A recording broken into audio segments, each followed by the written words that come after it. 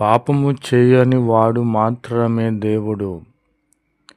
నా ప్రియమైన సహోదరి సహోదరులారా, మీరు పురాణములను ఆయా గ్రంథములను తర్కించి చూడండి, వాటిని వివరించి చదవండి. పురాణములలో ఆయా గ్రంథముల్లో పాపము చేయనటువంటి వాడు ఎవడైనా ఉన్నాడా? ఎవడునూ లేడు. కానీ మనకు ఒకరున్నారు, ఆయన మాత్రమే దేవుడు. నా ప్రియమైన సహోదరి సహోదరులారా, ఈయనలో పాపము లేదు, ఈయనలో వ్యభిచారము లేదు, ఈయనలో ఏమాత్రమైనను కళంకమైనను పాపమైనను లేనివాడై శుద్ధునిగా జన్మించినవాడు.